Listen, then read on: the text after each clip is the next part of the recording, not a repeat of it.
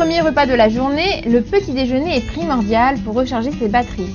Mais nous sommes encore nombreux à faire l'impasse sur ce repas essentiel par manque de temps ou d'appétit. Le petit déjeuner est essentiel pour bien démarrer la journée parce qu'après la nuit, il faut rompre la période de jeûne d'à peu près 12 heures.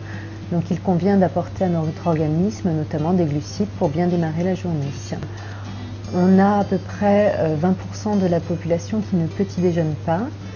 C'est vrai que les enfants et les adultes de plus de 25 ans petit déjeunent. Les adolescents sont la part de la population qui petit déjeune le moins. Café ou chocolat au lait, sucré ou salé, de quoi doit être composé un petit déjeuner équilibré? Le petit déjeuner doit traditionnellement être composé de 4 aliments. Les produits des céréaliers, donc céréales du petit déjeuner ou pain. Un fruit pour notamment l'apport en vitamine C. Donc ce fruit peut être un fruit frais, une compote, un jus de fruits. Un produit laitier, donc lait, yaourt, mais également une boisson, eau, thé, café, tisane. À chacun d'adapter son petit déjeuner en fonction de ses besoins et de ses attentes. C'est sûr qu'un homme consommera une quantité de pain ou de céréales plus importante qu'une femme. De la même manière qu'un sportif aura besoin d'un apport énergétique plus important, ajoutera peut-être à ce petit déjeuner une source de protéines type jambon ou œuf. Ensuite, à vous de vous amuser à varier votre petit déjeuner pour ne pas vous lasser. On peut facilement se concocter des crêpes préparées la veille, assorties de fraises, ou encore des céréales sur lit de fromage blanc, et pourquoi pas un brunch salé le week-end. C'est sûr que l'hiver, on a des besoins quand même caloriques qui sont un petit peu plus importants. Donc on pourra privilégier des céréales ou des produits un peu plus énergétiques que l'été. Y associer effectivement peut-être des aliments un peu plus protéinés. À l'été, on pourra conseiller effectivement la consommation de fruits frais.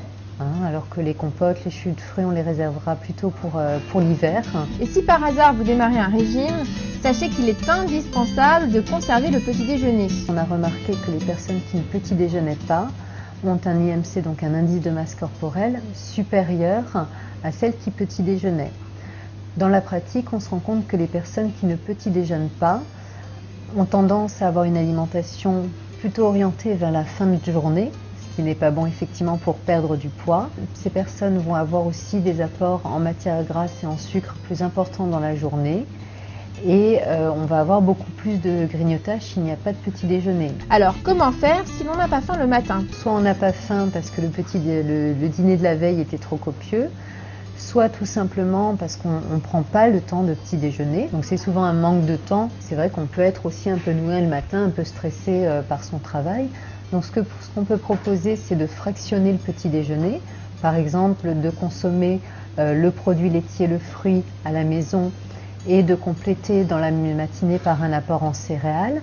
En buvant un verre d'eau à jeun au réveil et en vous préparant avant de petit déjeuner, vous laisserez le temps à votre organisme de déclencher la digestion et aurez peut-être un peu plus d'appétit. La clé de la réussite reste l'envie. Vos aliments plaisir feront du petit déjeuner un agréable moment à prendre pour soi ou à partager en famille.